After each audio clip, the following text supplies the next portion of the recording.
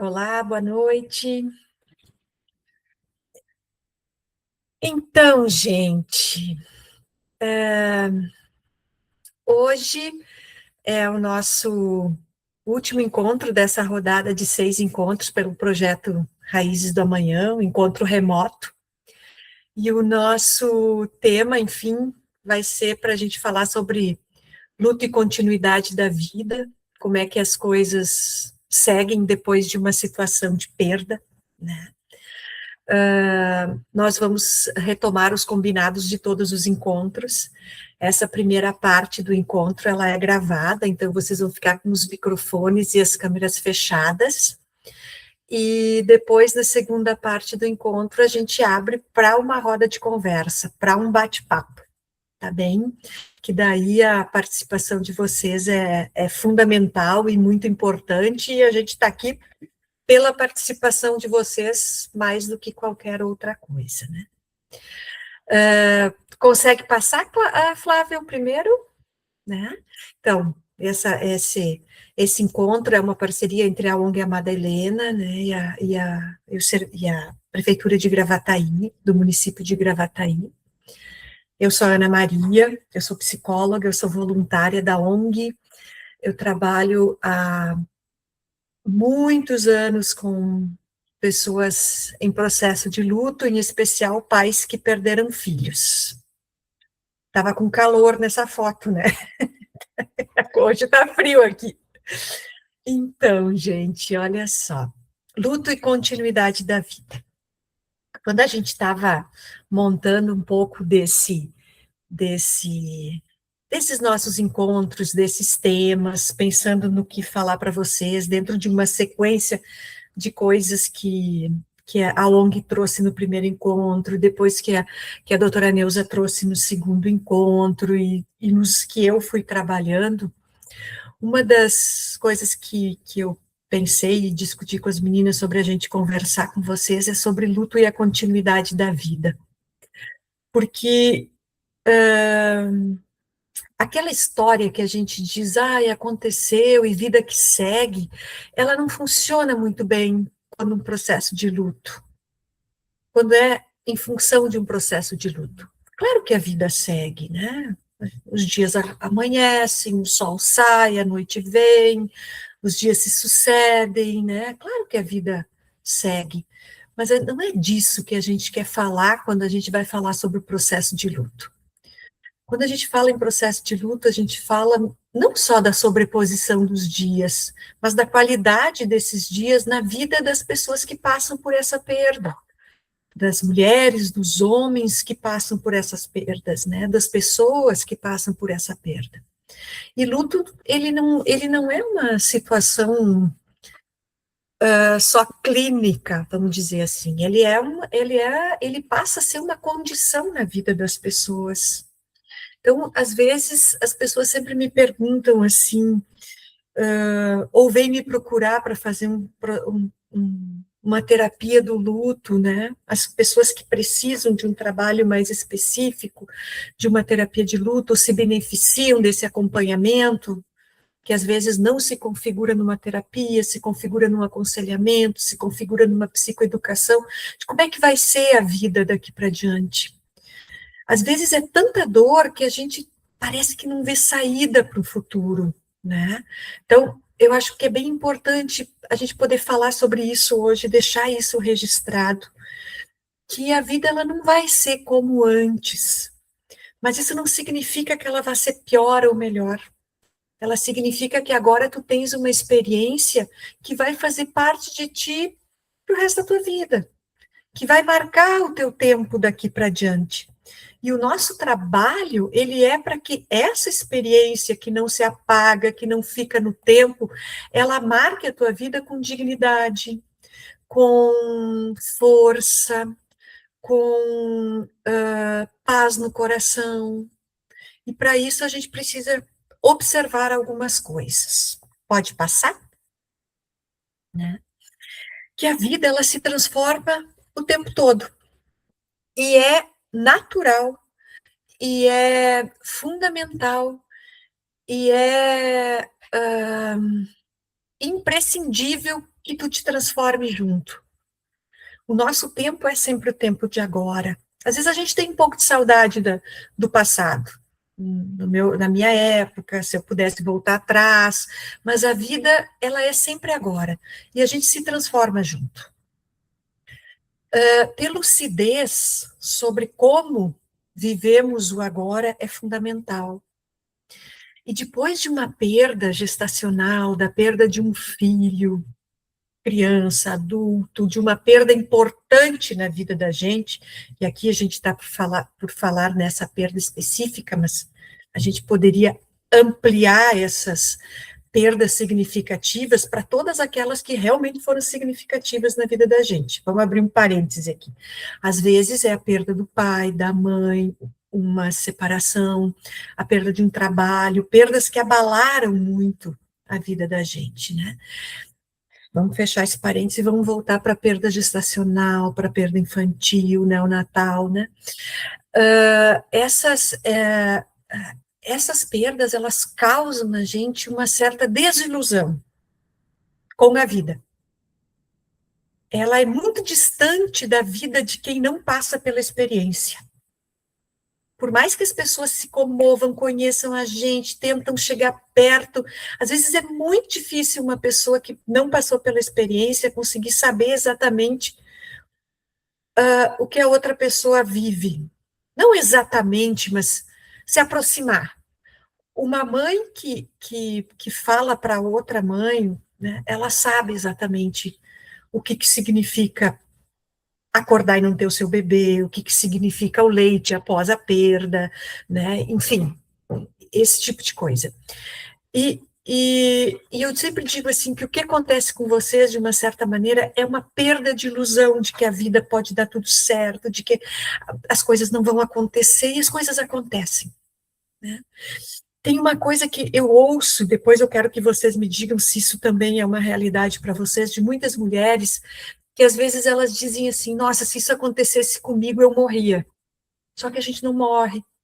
A gente acorda no dia seguinte, e acorda no outro também. E tem que, às vezes, se tem outros filhos, cuidar de outros filhos, tem que cuidar do casamento, tem que cuidar da casa, tem que cuidar de si, tem que voltar a trabalhar. Então, a gente ter lucidez sobre a forma como a gente vive, é a gente poder encarar a vida de uma maneira mais esperançosamente realista, de que as coisas acontecem. E o que isso significa? Que a gente fica mais no presente, que se a gente conseguir fazer esse exercício, a gente vai conseguir se manter mais no presente, conseguindo olhar não só para aquilo que a gente perdeu, não só para aquilo que poderia ter sido, mas também para aquilo que a gente tem agora. Inclusive em relação ao futuro, porque às vezes a gente vive muito no futuro, e essa desilusão mostra que o que a gente tem, às vezes, é só o agora, né? Então, se a gente conseguir lidar com isso com lucidez, isso é para elevar um pouco a nossa qualidade de relação com a vida e com a morte, e com as perdas, né? Sobre as quais a gente não tem nenhum controle. A gente a gente é impotente dentro desse fenômeno, diante desse fenômeno. A gente pode fazer muita coisa na vida, a gente pode fazer muita coisa, mas tem um momento que a gente não pode mais fazer, que a gente vai ter que lidar com a impotência de que a gente não dá conta de tudo. E lidar com isso com coerência, sabendo que perdas fazem parte da vida, que não é culpa de ninguém, que não, aquilo que a gente já falou nos outros encontros, que não é um castigo, que às vezes é um fato da vida. Às vezes tem explicação, às vezes não tem muita explicação, às vezes as explicações não nos convencem, às vezes a gente tem que seguir lutando para que a coisa não se repita, que é o que faz a ONG A Madalena, né? Em função do que aconteceu, né, da causa da morte da Helena. Então, a gente vai indo, mas a gente vai indo com coerência, dentro daquilo que a gente pode fazer. E a gente não consegue nem proteger a nós mesmos, que às vezes a gente é acometido por coisas que nos acontecem, e a gente não consegue nem proteger aqueles que a gente ama, que às vezes a gente até preferia que acontecessem as coisas com a gente do que com aqueles que a gente ama, né? mas a gente nem sempre tem essa escolha. Isso também faz parte da vida. Isso também faz parte desse fenômeno que é o viver e das coisas que às vezes a gente não tem respostas, né? E que a gente busca, sei lá, em outros espaços, respostas possíveis para isso. Que às vezes elas não nos convencem, não nos dão certeza, mas confortam o coração. E isso não é pouca coisa diante de uma dor dessas, né? Essa vida que tem força, essa vida que propicia que vocês acordem, essa vida que nos encanta, ela também escapa da gente o tempo todo. A vida se equilibrar no meio disso é o nosso grande desafio, né?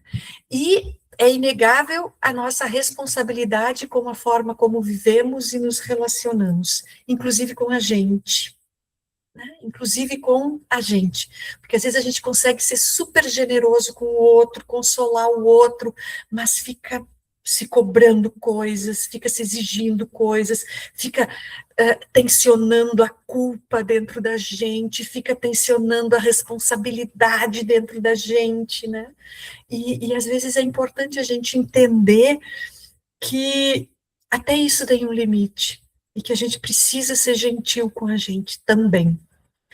E a nossa relação com a vida, ela é intransferível, né? A gente precisa dar conta daquilo que é da nossa história, e da melhor maneira possível para a gente. Ah, tem gente que tira de letra e coisa e tal, blá, blá, blá. Que bom para essas pessoas. Cada um de vocês vai tirar do jeito que vocês conseguirem isso, né? Então, a gente precisa, né, perceber que nós somos únicos. Embora a gente tenha um padrão do jeito de fazer as coisas, embora a gente tenha uma normatização dos fatos, a gente precisa entender que nós somos únicos, né? Na nossa maneira de cuidar da gente, da nossa saúde, da nossa família, de se relacionar no trabalho, de lidar com a morte e o luto, né? Isso a gente até pode olhar para saber como é que o outro faz, para entender o que o outro faz, mas a gente só consegue dar conta daquilo que é realmente nosso, né? E, e eu ouso dizer para vocês, e a gente também pode falar sobre isso depois, que tem coisas que a gente não escolhe muito. Tá? Às vezes as pessoas dizem, eu escolho ser feliz, eu escolho isso, eu escolho aquilo. Tem coisas que a gente constrói, porque daí quem escolhe aqui, entre aspas, ser feliz, mas não está conseguindo naquele momento, começa a se sentir incapaz. Isso é uma construção, isso é uma construção. E essa construção, ela se faz na continuidade da vida, que é isso que eu quero seguir falando para vocês. Os sinais de que o luto não paralisou a continuidade da vida, porque o luto pode paralisar, sim, que é quando a gente adoece. O luto não é doença, tá? Mas o luto, às vezes, pode nos adoecer, potencializando algumas coisas que a gente já sentia ou nos fazendo sentir outras, quando a gente não dá conta de tanta dor e não consegue dar vazão para tanto sentimento. Pode passar? Como é que a gente sabe se está dando certo? Você oscila entre a dor da perda e as belezas da vida. O luto não é uma tristeza constante e nem a negação da tristeza, tá? Ele acontece na possibilidade da oscilação entre sentir a dor e não sucumbir a ela, entre dias de escuridão e incertezas e outros de esperança e realização. A oscilação, gente, ela é o indicativo de que a gente está no bom caminho. Se a gente entra numa situação de eu estou bem, não, nem penso, não, nem isso, não, nem aquilo, eu sempre digo que isso me preocupa mais do que a pessoa passar um bom tempo na baixa, muito triste. Que às vezes as pessoas dizem, Ana, quanto tempo? Às vezes é 6 meses, às vezes é 1 ano, às vezes são 2 anos. Muito mais triste do que numa situação de poder dizer, estou bem, está tudo bem, e vida que segue, entre aspas, assim, vida que segue, né? Então, assim, essa oscilação é o que vai sentindo. Tem um tempo que tu fica mal, mal, mal, mal, depois tu estabiliza, aí tu pensa, nossa, parece que eu tô melhor, e daí tem um dia ruim, 2 bons, 3 ruins, 2 bons, vem as datas, tu dá uma baixada, depois passa um pouquinho, tu fica melhor. É essa oscilação, gente, que vai dizendo que nós estamos no caminho, num caminho de realização da perda, de integrar o luto, a perda, aquilo que nós somos, a nossa experiência de vida. A dor, ela, num primeiro momento, ela paralisa a gente não sabe o que vai fazer, a gente fica com uma sensação de que não está pisando meio que num terreno movediço, que nunca mais vai conseguir ser feliz, que não vai conseguir sair daquele buraco. Isso é natural, isso é natural. Para algumas pessoas isso acontece logo depois da perda, para outras algum tempinho depois da perda, depende de cada tipo de pessoa, do jeito que a gente é. Tem gente que logo consegue falar das coisas, tem gente que precisa ficar um tempo em silêncio para depois conseguir falar, né? Mas o que vai acontecendo? Você vai percebendo com o decorrer do tempo que aquela dor aguda que não te deixava sair da cama, ela que ocupava todos os teus pensamentos e sentimentos, ela começa a mudar. Ela vai se transformando em ondas, tá? Em ondas que vêm e vão. A oscilação entre a dor e a calmaria. Ela fica menos exponente. Você gradualmente vai acomodando as emoções, vai reconhecendo os pontos frágeis, sabe que, se eu for para uma loja, eu não posso passar no departamento de bebês, e vai te proteger disso, sabe que tem coisas que tu não vai poder fazer, sabe que tu vai ter momentos que tu vai querer chorar, sabe? Mas tu vai acomodando isso, tu vai te conhecendo a partir da perda, tu vai conseguindo dizer para as pessoas, hoje eu não consigo falar sobre isso. Ou tu vai dizendo, hoje eu quero falar da minha filha, do meu filho, do que aconteceu comigo. Tu vai conseguindo entender. A dor, ela vai se acomodando. Tu vai conseguindo pensar em possibilidades de respostas para... Tu tem filho? Daí tu vai dizer, se for o único filho, foi o bebê que tu acabou perdendo, tu vai começar a construir uma resposta para isso, sabe? Se tu vai conseguir dizer que tem, se tu vai explicar que tem, mas não está aqui, se tu vai dizer não tenho e não vai dar explicação porque não te interessa, tu vai te autorizando a dar conta de algumas coisas. Os interesses retornam de forma gradual. Aos poucos, tu vai conseguindo ter energia psíquica para fazer uma coisa, para fazer outra, para conseguir ficar mais inteira no trabalho, para voltar a trabalhar, para quem tenha possibilidade de parar, né? Porque às vezes as pessoas não conseguem parar de trabalhar, elas têm que voltar logo depois, e se tu não está num espaço sensível à tua dor, tu é atropelada pelo cotidiano, vamos dizer assim, mas tem pessoas que aos poucos elas conseguem fazer modificações possíveis, elas sentem todo aquele impacto do luto no corpo, dificuldade de prestar atenção, dificuldade de manter a concentração, aperto no peito, tristeza, sente todo o impacto, mas consegue ir retornando de forma gradual. Algumas pessoas se beneficiam desse retorno, muitas me dizem assim, Ana, a hora que eu estou no trabalho, que eu estou ali concentrada, fazendo o que eu tenho que fazer, eu esqueço um pouco. A hora que eu paro, aquilo volta com muita força. É natural? É natural. Às vezes eu estou lá fazendo me distrair o dia todo. Quando eu cheguei em casa, parecia que se abriu um buraco. É natural? É natural, durante bastante tempo. Tu vai aprendendo a lidar com isso. Tu vai entendendo os espaços, tu vai entendendo qual é o dia mais difícil para ti, daí naquele dia tu vai ter um cuidado maior contigo. Isso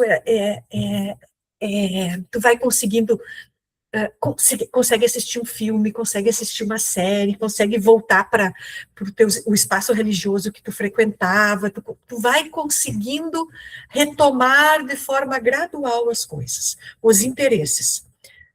Não só aquilo que é obrigação, ou além daquilo que é obrigação, tu vai conseguindo retomar interesses também. Uma última coisa que eu quero dizer sobre isso é você começa a perceber nessa tomada de forma gradual os impactos da experiência em você. Você muda em algumas coisas, o sentido das coisas mudam, coisas que antes fazia sentido para ti agora não faz, coisas que te divertiam antes agora não faz, conversas que antes tu achava muito bacana agora não faz, e talvez não faça mais, porque tu estás em processo de mudança. E isso não quer dizer que tu é melhor ou pior do que era antes. Eu vou reforçar isso. Não há comparação para esse tipo de coisa. Isso quer dizer que tu estás diferente. Tu está vivendo uma outra experiência de vida, tá? Porque sempre que a gente se compara, a comparação é, no mínimo, injusta. A gente sempre vai perder, sabe? Porque tu conhecia um amor que tu não conhecia antes, e tu perdeu este amor, às vezes. Que tu, né? Então, sempre vai ser injusta. Então, quando for comparar, tu vai dizer pro teu pensamento, eu não preciso de comparação. Deixa assim. Próxima. O vínculo se transforma e continua, tá? Não existe ex-pai, não existe ex-mãe, não existe ex-filho. O vínculo se transforma e continua. Você começa a perceber que quem morreu não irá desaparecer da sua memória e nem da sua história. E se tem muito medo disso, né? Por isso que o material que a ONG Madalena oferece dentro dos espaços hospitalares, que é para ter lembranças do bebê, lembranças do tempo em que teve com ele, porque às vezes a perda gestacional ali não, né, nem chega a ficar na UTI ou coisa assim, é muito importante, né, porque isso ajuda a gente a materializar essa história, porque em alguns momentos você diz, será que isso existiu mesmo? E aí quando tu vai lá, tu olha, as coisas estão ali, né? Então, assim, ó, e daí como os pais têm muito medo de esquecer, né? Depois, com o tempo, tu descobre que tu não esquece. O essencial tu não esquece. Talvez o detalhe, alguma coisa ou outra, até possa ficar um pouquinho nublado na tua cabeça, mas tu vai ficar segura de que tu não vai esquecer. E tu não precisa esquecer. Tu não precisa passar por cima, tu não precisa virar a página, tu não precisa deixar para trás, porque não existe isso no processo de luto. Quando a gente ama muito uma pessoa.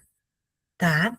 Então, neste momento, a memória deixa de ser apenas fonte de dor e passa a ser uma presença internalizada, fonte de conforto, sabedoria, influência, afeto e transformação.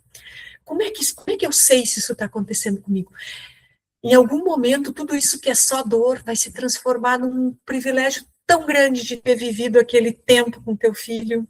Não interessa o tempo que foi, se foram 12 semanas, 11 semanas, 25 semanas, 32 semanas, 4 dias fora da barriga, 3 anos, 10 anos, 20 anos. Não importa, aquilo se transforma nisso. E a gente diz ali que tem um bom destino para o luto. Então, tu vai ver que isso vai acontecendo. Demora? Demora. Às vezes, nos primeiros tempos, vocês vão dizer, Ana, quando é que a gente chega nessa parte?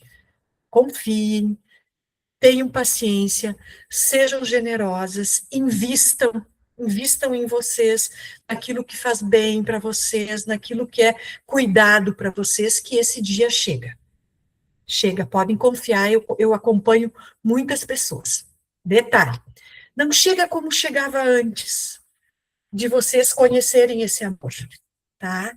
Mas chega de um outro jeito, às vezes de um jeito mais lúcido, menos iludido, mais maduro e mais conscientes da história de vocês.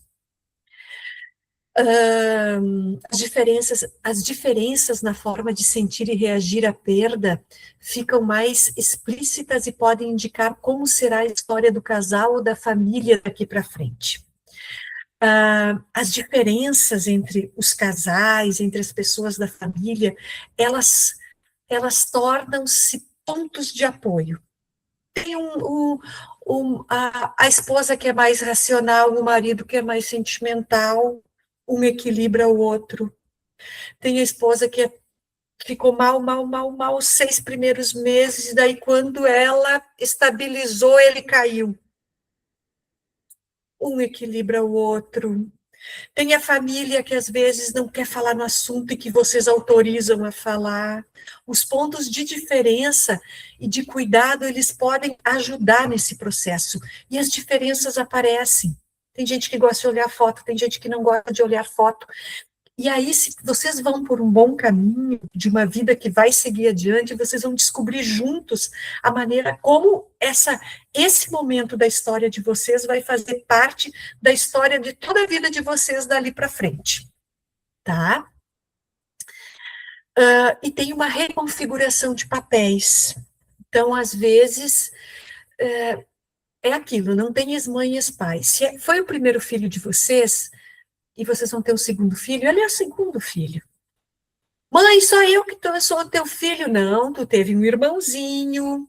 A mamãe já era mamãe antes de ti, tu teve um irmãozinho. Ah, mas o que aconteceu? Coisas para ir contando ao longo da vida, quando as crianças começam a questionar, quando os filhos começam a questionar sobre quem eram vocês antes de eu nascer, né? Então, muda-se os papéis, né? Eu falo assim, falo aqui, né, tipo assim, você não deixa de ser pai, mãe, irmão, esposo, amigo, vô, vó, né? Às vezes, isso tem uma outra dimensão. Em algumas situações, filhos passam a ser filhos únicos, né? Vocês vão conseguir dizer se vocês são pais de 2 filhos, de um filho, né? Tem essas reconfigurações, que são naturais, que são normais, que fazem parte do processo de luto, tá bem? E que elas marcam, né, o fim de um jeito de viver, podendo se inaugurar novas formas de troca, de proximidade, de cuidado e também de afastamentos, de mudança de sentido, a partir do legado que ficou e que determinará um novo jeito de se relacionar. O processamento ocorre quando você começa a integrar essa nova forma e exercer o seu papel, a sua identidade. Pode seguir? Né? E aí, nesse tempo de continuidade da vida, isso que eu estou mostrando para vocês não são fases, tá? Vai acontecendo tudo ao mesmo tempo. Né? Você integra a perda, você oscila, você retoma a vida oscilando, tudo isso vai acontecendo, você vai redefinindo seu papel, tudo isso junto, misturado, isso não é uma fase, acontece uma coisa, acontece outra, não. Fosse assim, estava fácil, a gente olhava lá qual que a gente pulava, né, e não é assim. Tudo isso, todo esse movimento, tudo isso, esse movimento de vida em vocês, porque às vezes as pessoas dizem assim, tu trabalha com luto, ai Ana, tu trabalha com morte, eu digo, não, eu trabalho com vida, porque uma pessoa que vem aqui numa quinta-feira de noite, depois dessa perda, tá aqui sentado, tá escutando, eu só consigo escutar uma coisa, eu quero continuar vivendo com dignidade, por vocês e pela história que vocês viveram. Sabe? Então, esse é um movimento de vida. Então, nesse movimento de vida, que é de lidar com o luto, que é de continuar vivendo com dignidade, você compreende que o luto não é uma fase, não é um desafio, não é algo para ser superado, mas um fato na vida que virou uma condição. Um fato que aconteceu na sua vida que virou uma condição. Tu não tens um problema para ser resolvido. Tu tem uma condição na tua vida, que vai ser daqui para diante, né? E que muda o seu papel na história das relações e na sua própria história em particular. Se você sentir os efeitos dessa mudança como algo que te engrandece, ensina, fortalece, ainda que seja muito difícil no início e por muito tempo, temos um indicativo de que seu luto está indo bem e certamente você está honrando quem partiu mais pelo privilégio do encontro do que pela dor da ausência. Tá, gente? Não é fácil, não é simples, não deixa de ser dolorido, mas às vezes a gente vai aprendendo nesse caminho que aquela situação também te transformou.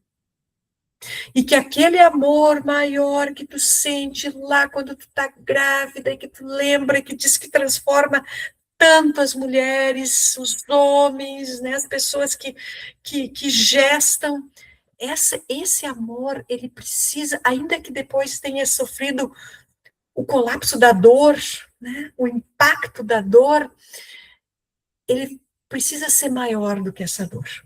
Mas ele só vai ser maior do que essa dor quando essa dor depurar. Como é que essa dor depura? Essa dor depura fazendo o que vocês estão fazendo aqui. Vindo falar sobre o luto de vocês, aprendendo sobre luto, vivendo, encarando as oscilações, não se organizando a partir delas, se desesperando, saindo do desespero, buscando ajuda, buscando pontos de apoio, fazendo as mudanças na vida que a vida pede, né? É isso que vai acontecendo, porque essa é a história de vocês daqui para diante. Isso é como se fosse, sei lá, eu tinha uma mãe que ela dizia assim, uma mãe, foi a primeira vez que ela me falou, mas depois pessoas estudiosas na área escreveram sobre uma amputação emocional. Eu achei muito boa essa metáfora, sabe? Porque vamos supor que aconteça um acidente com vocês e vocês amputem uma perna. Vocês vão se desequilibrar, vocês vão cair, vocês vão chorar, vocês vão ficar tristes, vocês vão demorar para querer sair de casa, para, né, sair da cama, aí depois vocês vão ajustar uma prótese, aí depois essa prótese vai melhorar, vocês vão voltar a caminhar, vocês vão, às vezes, a voltar a praticar esporte, a dançar, fazer coisas que vocês gostavam de fazer antes, e vão ter uma vida bem digna, mas marcada por uma perda, né? Só que o que vocês vivem é invisível aos olhos dos outros. Então, às vezes, as pessoas não vão entender muito o que vocês estão sentindo.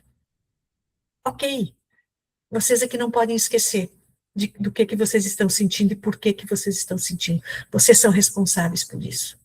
Que bom se a gente pudesse pedir para as outras pessoas para elas serem, né, generosas, mas a gente não pode. E às vezes a gente pode olhar para elas com um olhar generoso e pensar, não sabe do que está falando. E ok, né? E cada um com a sua história. Mas isso é parte da continuidade da vida. Não tem nada de errado sentir-se assim por muito tempo, né? Aqui, ó, faltou um pedacinho antes, né? A dor da ausência. Mas se o contrário, você sente-se mais triste, com menos vitalidade, com dificuldades em encontrar sentido para as coisas, então talvez você ainda precise muito e diversos cuidados e de mais tempo. E não é o tempo cronológico, gente. Não é 1 ano, 6 anos, 2 anos. É o tempo de vocês. O cronológico vai ajudar, mas só vai ajudar se vocês também investirem em vocês. O tempo interno tem esses 2 tempos. Às vezes parece que passaram-se tantos meses e parece que foi ontem, só que esse parece que foi ontem já não dói mais, como aquele ontem de 5, 6 meses atrás. Vocês lembram, vão se emocionar, são capazes até de chorar, mas não é mais como era no começo. Porque vocês vão aprendendo a viver. Aprendendo a viver, aprendendo a integrar isso à vida de vocês. Não tem nada de errado sentir-se assim por muito tempo, desde que esses sentimentos sejam reconhecidos, cuidados e validados por quem sente e por quem acompanha. O processo de transformação ocasionado pela vivência do luto se reescreve em diferentes momentos da vida e não cessa, pois é um movimento de vida. Então, vocês vão, talvez, lembrar durante muito tempo da pessoa que vocês perderam. E vocês sempre vão saber dizer, na ponta da língua, talvez, como ela estaria. Ah, estaria com 1 aninho, estaria com 3 aninhos, estaria com 14 anos, estaria, né? Isso vai fazer parte, porque é parte da história de vocês. Mas não precisa, em algum determinado momento, ela deixa de ser só dor. Ela ganha outras cores, tá bem? Muito trabalho em cima disso, muito cuidado em cima disso, muito investimento emocional em cima disso, mas é possível. Próximo. Eu trouxe essa imagem aqui que eu acho muito interessante, que ajuda a gente a visualizar um pouco disso que eu estou falando para vocês.